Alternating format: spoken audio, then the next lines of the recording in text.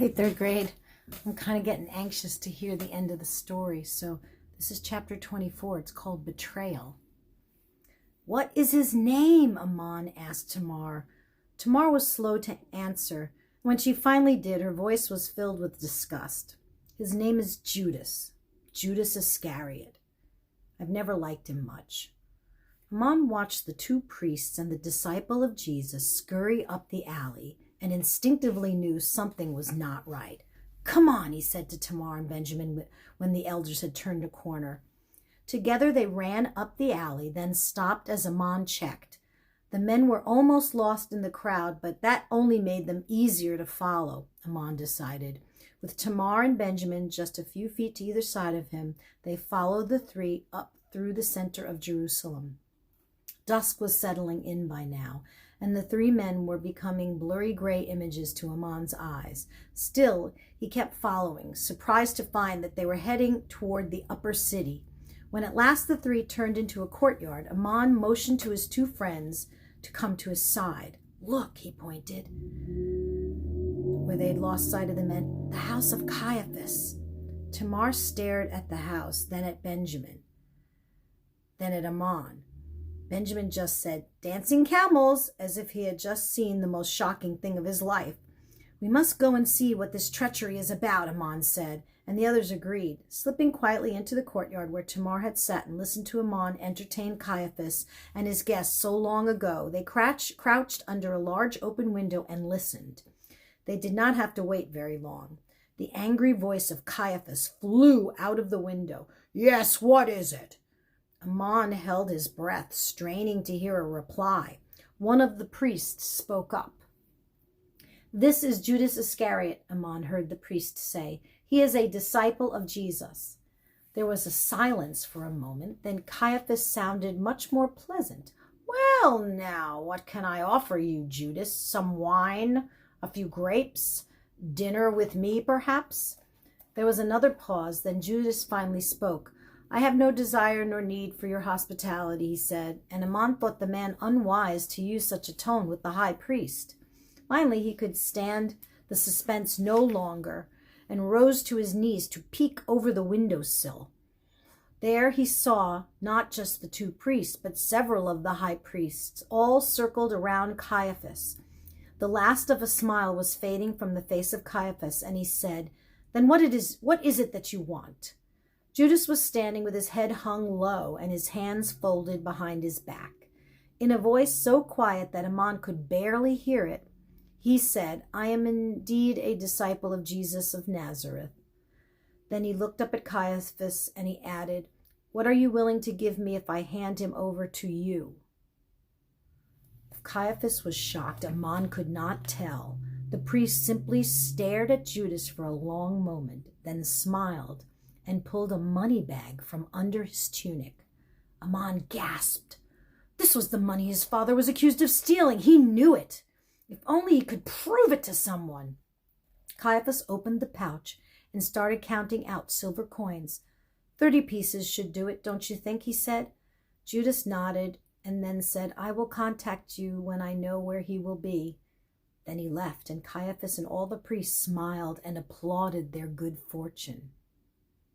Amon slumped back to the ground. Judas came out and quickly ran from the courtyard. Amon and his friends crouched low and then hurried out the same way. Tamar was so angry that Amon almost had to gag her to keep her from shouting. "He betrayed Jesus," she kept saying. "He betrayed Jesus." For Amon, it was just another reminder that nothing about the temple was as he always had believed. Sleep came with difficulty for Amon that night. 2 more days and his father was to be crucified, and he had witnessed an act of treachery against the Messiah. Amon caught himself before he said the word Messiah. "Is that what I believe now?" he thought. He was too confused to even know what it was. The next morning, Amon woke and went downstairs. His mother was standing in the cooking area, pulling the rope that should make the water flow, but none was coming out. She just kept pulling it harder and harder until finally it broke and fell limply to the ground. "You useless piece of rope," she screamed. "Where is my water?" Amon rushed to his mother's side and held her. She was shaking and barely noticed Amon's presence. "Mother, it's just a rope," he whispered. "Something must be wrong with the system." Tabitha didn't look at her son. "Forgive me, Jehovah is in control. Jehovah is in control," she kept repeating. "Yes, mother," Amon whispered in her ear. Tabitha patted his hand. Amon quickly checked out the water system and discovered a pipe had leaked and drained all the water from the urns. Back downstairs, he hefted a large pot onto his shoulders, and "Amon," his mother called. "What are you doing?" "I'm fetching you the water," he said. "No, you must not," Tabitha answered, pulling down the bowl that she had been stirring. "I will go. It is not proper for a man." "If I am a man," Amon interrupted, "please do my bidding and allow me to fetch you water." Tabitha stopped and smiled. "Very well," she said. "Go with my gratitude." Already the streets were full of people, and Amon pushed his way through the crowds down to the public well.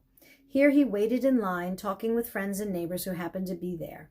Some of them asked how his mother was doing, but other people who had known about his life and friends scowled and called him the son of a thief. After several such insults, he turned his face to the urn on his shoulder and tried to hide. Some of the people seemed angry enough even to hurt him. Finally, it was Amon's turn at the well. He filled the pot, then hoisted it onto his shoulders. He was just going back across the public square and heading up the hill when he noticed two men following him. The weight of the water bore down on his shoulders such that he wasn't sure he would make it to the house, but this didn't stop him from glancing back every few steps.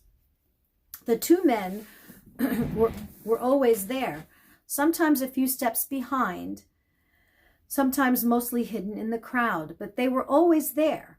Fear started to slither up Amon's spine, and he quickened his pace, keeping an eye out for Benjamin or even Tamar in case he should need help. As he approached the house, Amon was almost running, the water sloshing out of the top of the pot and soaking his head. He heard footsteps running up behind him then, and just as he arrived at the door, a hand reached out and grabbed his empty shoulder.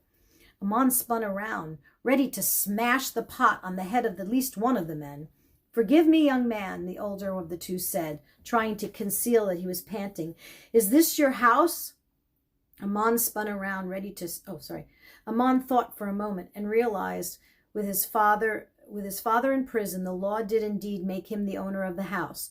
Just then the door swung open. Tabitha appeared. The older man was still panting, so the younger man introduced himself. "I am Andrew," he said, "and this is Peter." Andrew looked a little nervous, as if he didn't really want to say what it was about, but he had to say it anyway. The teacher says, my appointed time is near, and I must go celebrate the Passover with my disciples at your house." What is that?" Tabitha asked, not understanding what Andrew had said. But suddenly Andrew knew. He couldn't explain how, but he just knew. And before realizing it, let me read that again. But suddenly Amon knew. He couldn't explain how, but he just knew. And before he realized what he was doing, he opened his mouth and said, "Yes, of course the teacher may celebrate the Passover in our home."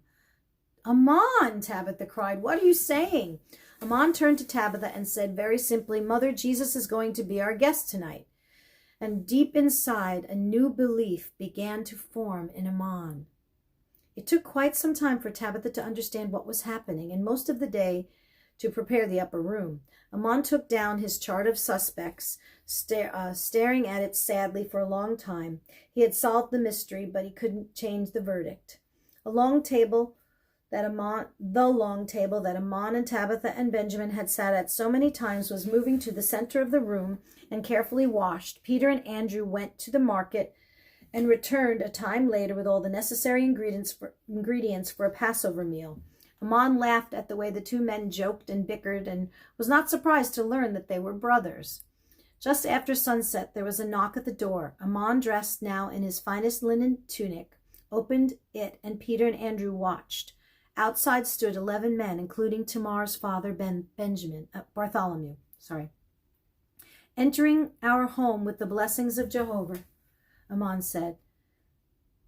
The man filed in, giving greetings and blessings. Bartholomew greeted his daughter and then Third from the end, stooping slightly through the low door, was Jesus himself. Amon sucked in his breath. He had never been this close to the man and immediately felt ashamed for everything he had done or said about him.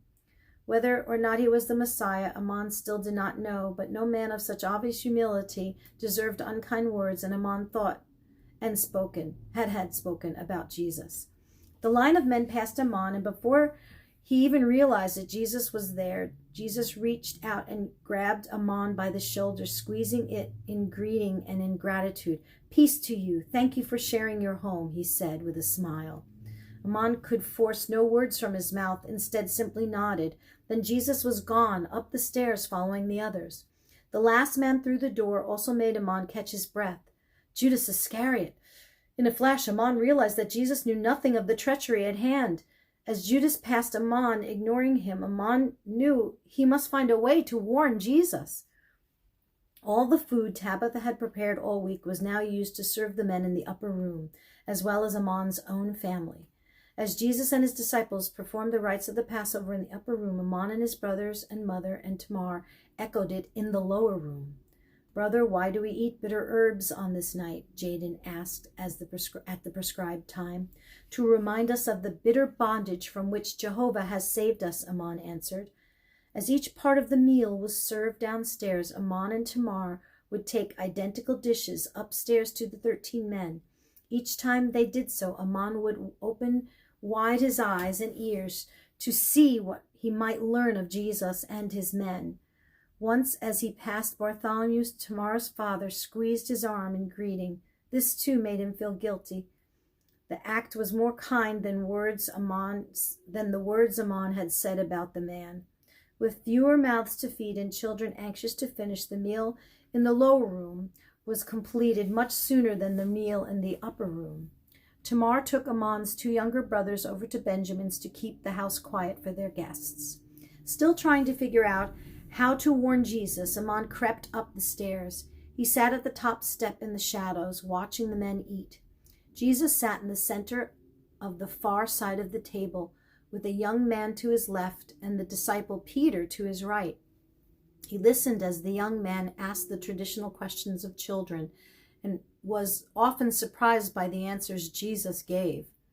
Then Jesus did something that was not part of the Passover Amon had ever seen. He stood and removed his tunic and wrapped a towel around himself. Taking a basin of water, he knelt by each of the disciples in turn and washed their feet with the gentleness of a mother washing her newborn babe. The simple humility of this act made Amon weep as he watched the rabbi, this master, take the place of a servant for each of his disciples. Any doubt that Jesus was sincere was finally washed from Amon's mind. Messiah or not, he still did not know. But now he did know that this Jesus was genuine, that he wasn't just in it for money or glory, that he was really different. "Do this in remembrance of me." Luke 22:19. From the Last Supper of Jesus, we receive the sacrament of Holy Communion. This is a time to remember who Jesus was, how he lived his life, the lessons he taught us, and his command to love unselfishly. Jesus knew his disciples weren't perfect. He even knew that Judas would betray him and that Peter would deny him on that very night. And yet he washed their feet, sat and shared bread with them and wine with them, and told them to remember him as they ate. He knows we're not perfect, and yet he invites us to dine with him at the table of faith, hope, and mercy, and to love as often as we eat. Are your table prayers simply a routine, or are they true communion with God?